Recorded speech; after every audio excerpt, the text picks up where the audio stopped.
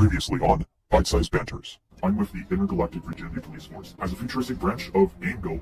Hi, welcome to GameGo. You mean I'm a robot? No, I'm not gonna be your machine anymore. I'm out. That's me. You're awake. Who are y'all? We're you, buddy. You're us. We are the same person. What is important is what we're going to do next. What's that? Taking down GameGo. Sorry, what did you just say? He's still tapped into GameGo systems. Wait, you two aren't connected? They're planning something. GameGo ends. Doesn't matter if I have to. Kill both. That's nice. So, when you walked in you said something about British voices. Wanna talk about that? No, they got to you too. Stay away from me. Well, I'm back at the desk. Got some medication. Apparently I have something called Britophrenia. It's like schizophrenia, but I keep hearing British voices. The founder received a vision from the future. More accurately, his future self. The founder then, influenced by his future muse, began printing out the first worldwide news, simply called Province Advance. Reporting on war, elections, new settlements, and more. What happens next? Simple. He takes over the world, founds the Intergalactic Virginity Police Force, and then the cycle repeats. How do you know all of this? Because I was there. I've been alive for over 200 years. I tried burning that building to the ground, but he caught me before I could. He hugged me. He promised everything would be okay. And then he ripped out my memory card and battery.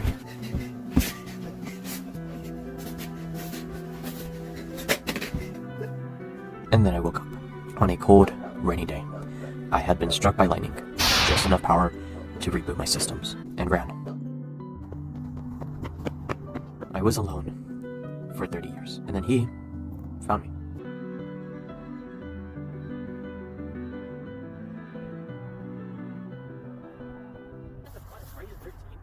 Seriously? That's your backstory? Listen here, you fool. Yo. We're here.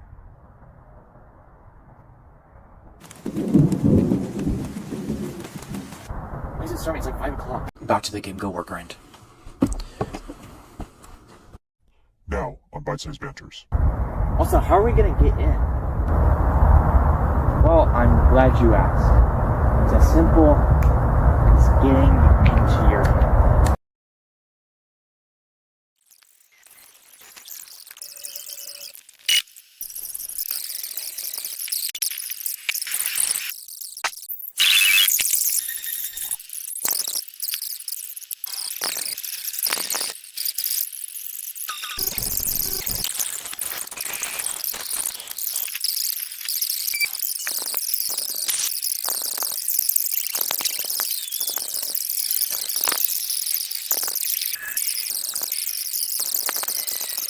So, tell me, where did it all start?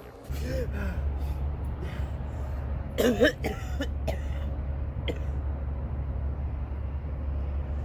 found it. I know how we're gonna get in. Hey everyone, welcome back to the history of video games. After the extreme success of the Xbox 360 alongside a lot of its changes, the decline of sales for the PS3, and the massive success for the Wii U, specifically the console, as many of the games for the Wii didn't really sell very well. Regardless, the 7th generation of consoles were amazing. Motion controls were being rapidly developed on, and hardware for graphics was more available than ever before, and consoles were taking advantage of this. So with the changes of the 7th generation, the 8th generation would also need to continue to change and be innovative in order to keep up with the times. And all of this started with the Wii U. Oh god damn it.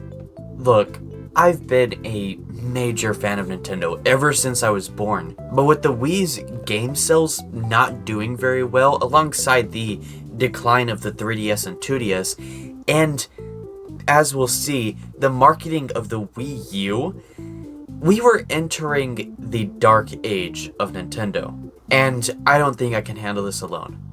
Which is why I hired a therapist, and I have a therapy appointment right now.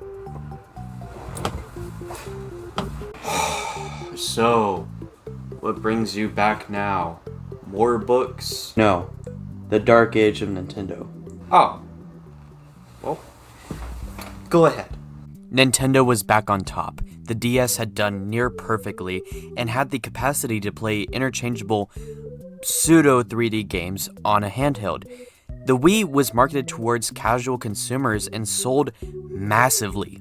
But through all of this, Nintendo had one main issue. Casual consumers were only buying the consoles, not games for the consoles, with a few exceptions. So, with the next console, Nintendo would have to fix all of this without losing their primary customers. So, they made something new, something that combined both the Wii with their handhelds. The Wii U and the Wii U gamepad. Isn't that just a Wii? Yes, but it was a new console entirely. Nintendo was now known for the Wii, so they had to keep going with the brand. The system consisted of the Wii U console and a gamepad. The console would connect to the TV and provide either another screen or a larger screen to play on. The gamepad, however, worked as a touchscreen controller and separate screen for closer gameplay for separate games, like a DS. In a lot of ways, the Wii U was just a more technically advanced DS, and best of all, you didn't really need a TV to play most Wii U games. All you needed was the Wii U gamepad and the console plugged in close nearby. Sure, it wasn't the most practical, but the Wii U was also released in 2012. Right. So where does it all go wrong? What happened to the other guy? He stepped out.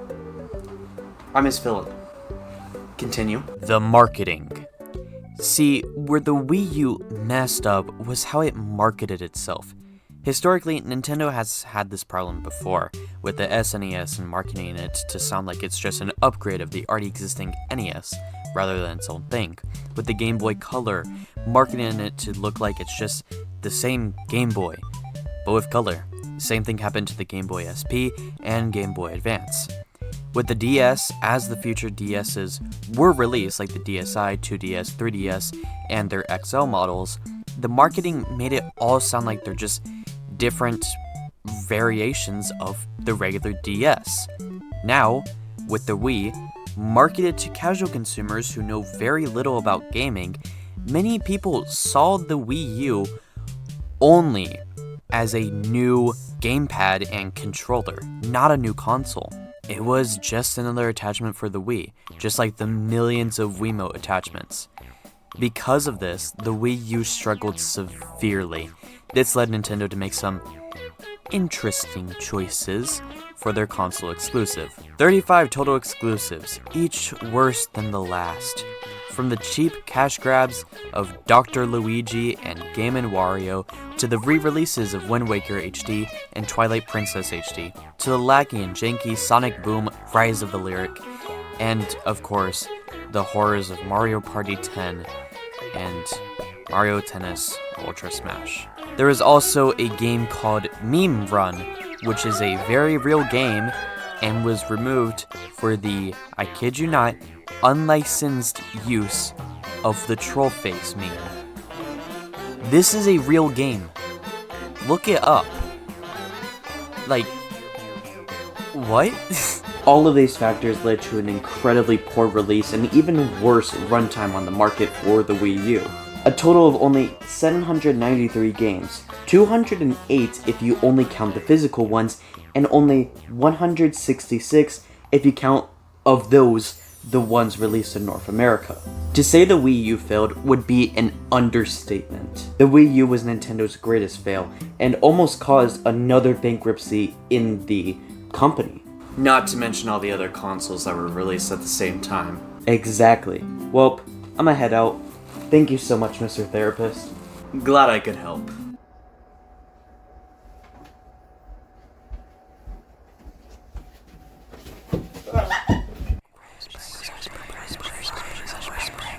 No, stop, please. Leave me alone. Leave me alone, please. Meds, where are they? Where are they? Let me out, please. Let me out. My meds. Where are my meds? What is he on about? I don't know. The voices. Green, what is he talking about? Apparently he has like some kind of glitch in his system that causes him to hear a bunch of like British voices randomly. I don't know. And you didn't bring this up because I didn't think it was important. Meds, please fix this. Get his meds. We're headed out. Where are y'all going? We just need to get to the CEO. It's the only way we're gonna get any more information on the founder. You just need to keep your eyes on him and get his meds. We shouldn't take long, Green. We just need to figure out where he is. That's it. Let's go.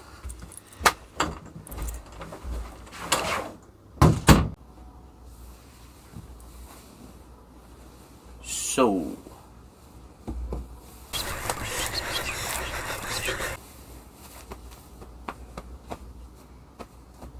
you know, not too long ago, I was also in that chair too.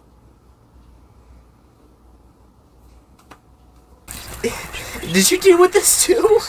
No, but it helped me to talk whenever I was stressed or worried about something. That's actually why I kind of enjoyed being in that chair. What'd you deal with? Loneliness. Okay. Could you pass me the script? Yep.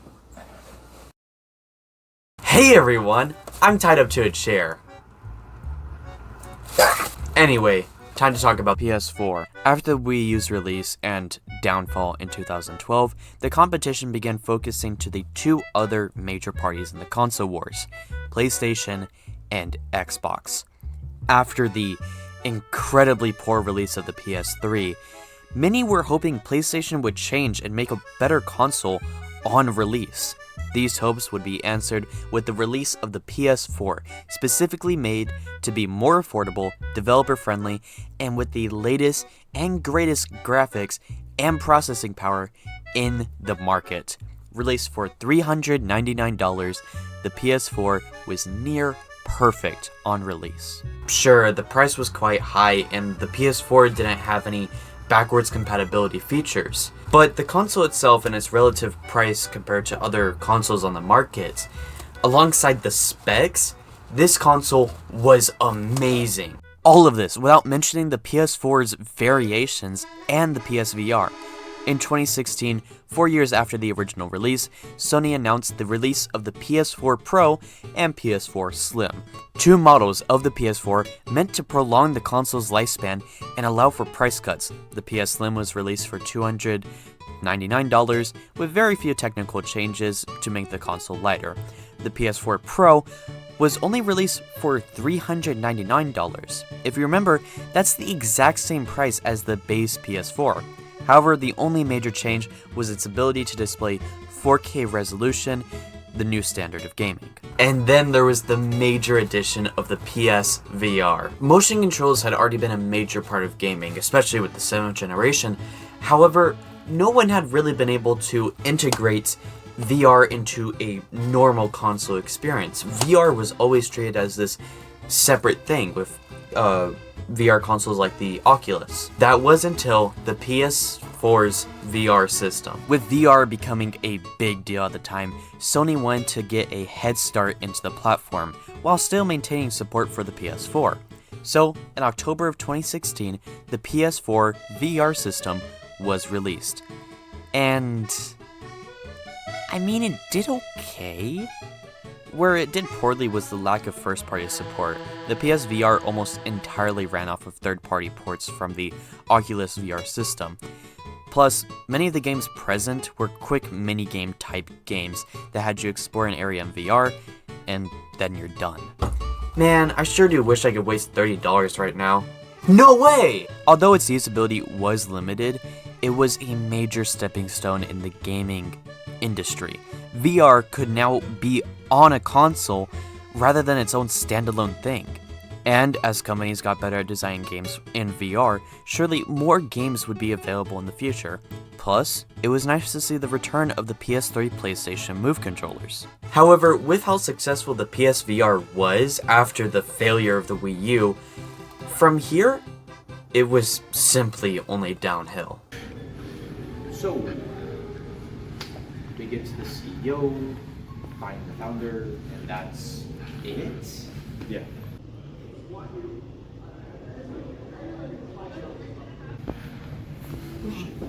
What the?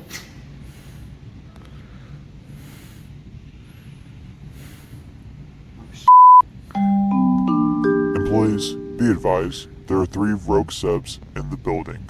All employees must be on high alert. Keep our sub safe. The current rogue subs are wearing as follows: a gray shirt with a purple dress shirt, a blue shirt. Where are you running to? Those mercenaries are going somewhere. They're going away from green and their stuff. Therefore, they're going to... Well, that's a bit obvious.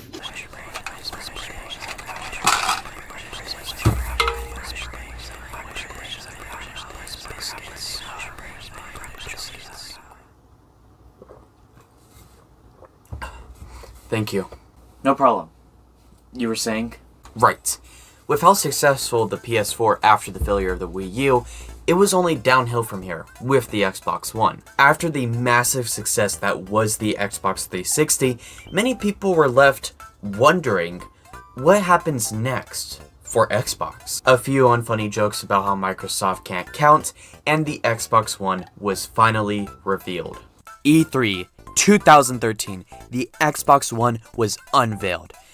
A more traditional box design, but its features were what defined it as the future.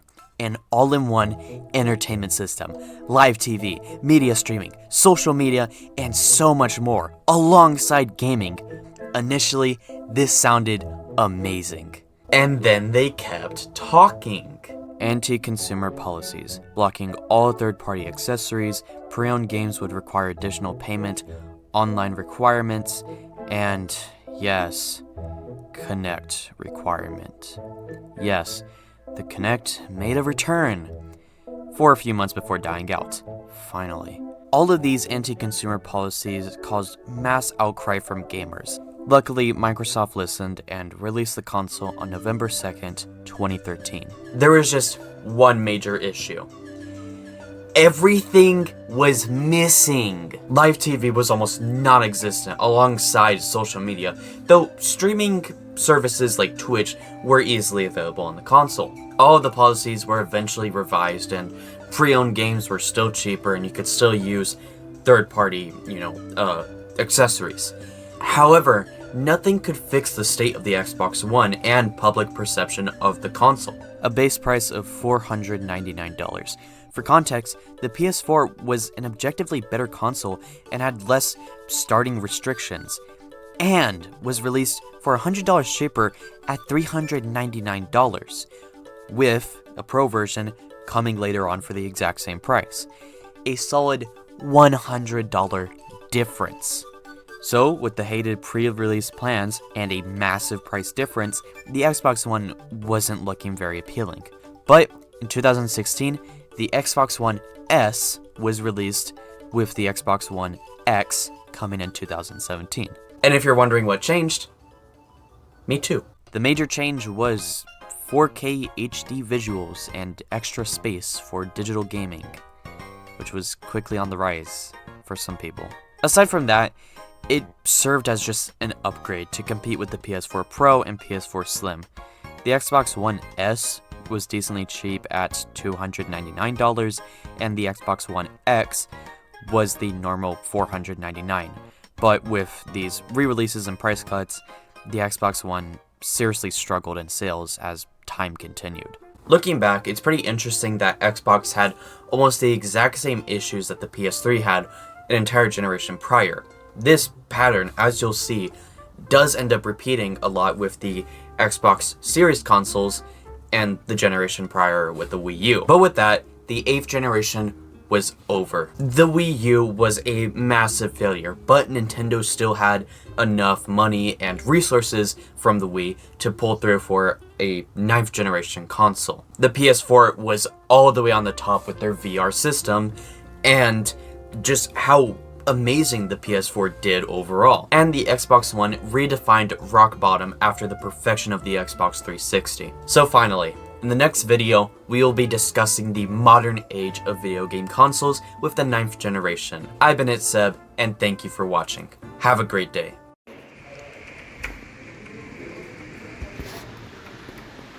How long is this gonna take? In a minute.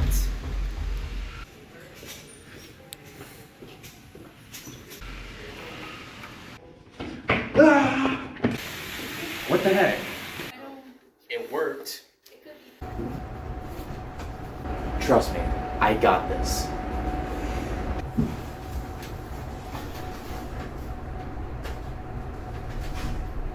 Hey, hello Gamego employees. I forgot my mask here the other day. Came by here to pick it up and get back to work. So I think I'm gonna. Oh, y'all have bagels. Don't mind if I.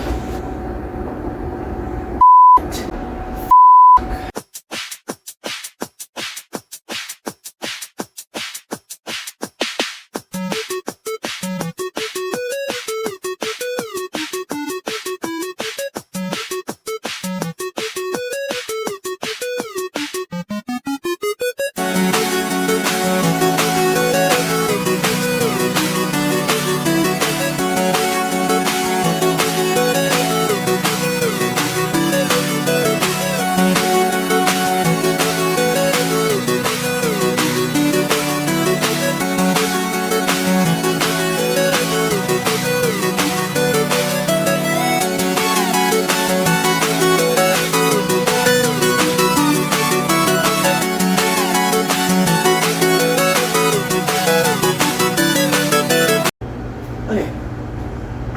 So CEO time, right? Yeah.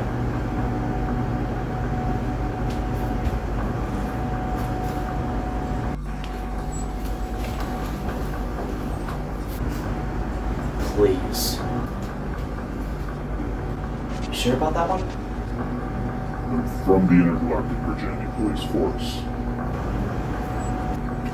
A futuristic branch of Gamego. Yeah. I will end this.